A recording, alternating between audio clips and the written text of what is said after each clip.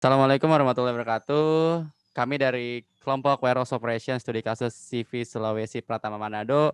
Kenalkan, nama saya Muhammad Syahrul Amrullah. Kemudian nama saya Faisal Abdullah. Nama saya Zul Jalali Wal Ikram. Dan saya Haikal Hilmi Zain. Dan saya Helmi Salsabila.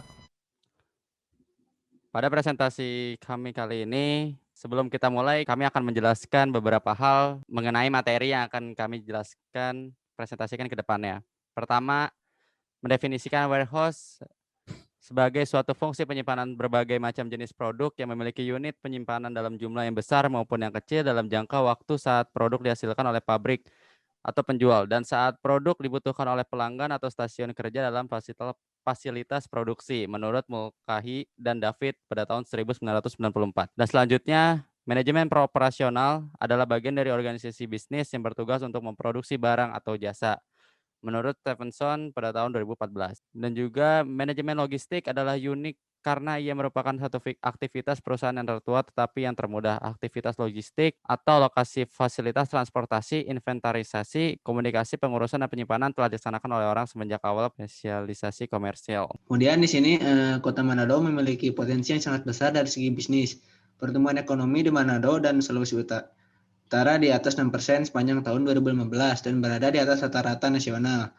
Membuat kota ini terpilih menjadi urutan pertama top 10 Most Recommended Cities for Business 2015 oleh pengusaha nasional. Berdasarkan data, Kota Manado memiliki persentase pengeluaran rata-rata per kapita sebulan paling besar yang berupa kelompok perumahan atau fasilitas rumah tangga, bisa disebut furnitur.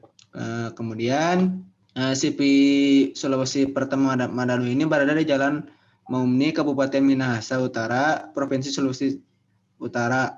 CV ini merupakan salah satu gudang terbesar yang ada di Kota Manado dan juga sebagai distributor pertama dalam bidang furnitur. CV Sulawesi Pratama Manado mendistribusikan furnitur dengan merek-merek yang terkenal seperti Topan dan Asda. Kemudian di sini ada data yang tadi saya sebutkan. Perumahan dan fasilitas rumah tangga ini memiliki pengeluaran paling banyak diikuti dengan pajak, pungutan, dan asuransi. Stok barang atau persediaan barang di CV Sulawesi Pratama Manado didistribusikan dari Jakarta dikarenakan produk atau merek tersebut yang berupa Topan dan Asda diproduksi di Jakarta. Barang yang ada di CV Sulawesi Pratama Manado berupa matras, kitchen set, lemari anak, lemari office, lemari serbaguna, rak TV, rak sepatu, meja belajar, dan meja rias. Untuk hasil penelitian yang telah kami research, yang pertama, untuk warehouse CV Sulawesi Pratama Manado, tipe warehousingnya consolidation warehouse, dan barang komoditas, matras, kitchen set, lemari anak, lemari baju, lemari office, lemari serbaguna, rak TV, rak sepatu, meja belajar, dan meja rias. Untuk jenis warehouse sendiri, household good warehouse.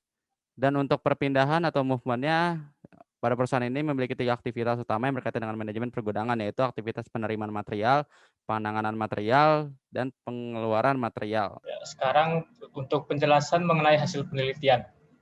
Yang pertama, tipe warehousing. Warehousing pada studi kasus ini merupakan tipe konsolidasi warehouse yang mana warehouse CV Sulawesi Pratama Manado menerima barang dari berbagai perusahaan seperti Topan dan Asda, lalu langsung dipasarkan kepada konsumen. Kemudian yang kedua yaitu barang komoditas. Pada kasus ini merupakan barang yang akan diperdagangkan secara fisik, dapat disimpan dalam jangka waktu tertentu, dan dapat ditukarkan dengan produk lainnya dengan jenis yang sama. Oleh karena itu harus mempersiapkan stok barang untuk berjaga-jaga apabila nantinya ada permintaan barang yang lebih banyak dari konsumen. Untuk jenis warehousing pada kasus ini yaitu household good warehouse. Secara khusus, barang disimpan dalam jangka panjang yang sifatnya sementara. Dengan menggunakan sistem FIFO, first in, first out, apabila barang masuk pertama akan diletakkan sesuai kode dan disusun pertama di bagian bawah.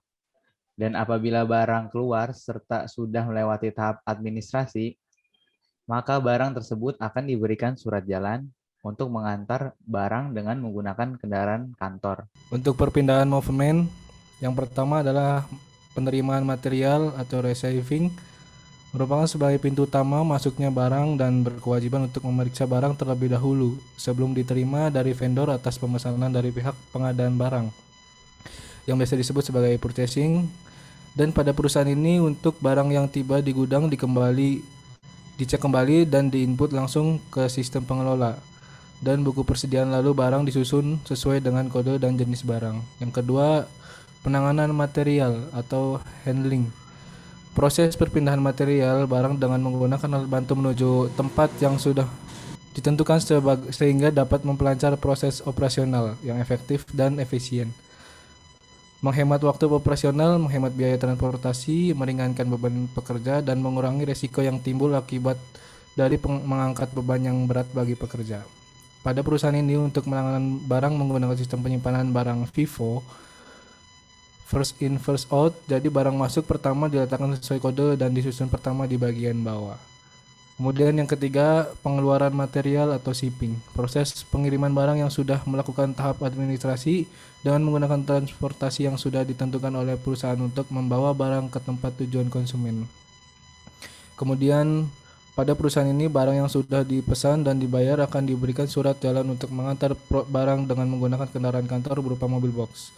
Barang yang sudah diterima konsumen akan disertakan dengan nota tanda terima dan barang akan dirakit oleh staf sesuai permintaan konsumen dan diterima rusak atau tidak utuh dengan cara mengisi surat komplain yang akan diproses oleh distributor. Baik, sekian dari kelompok kami. Kurang lebihnya mohon maaf. Terima kasih atas perhatiannya dan telah menonton video ini. Wassalamualaikum warahmatullahi wabarakatuh.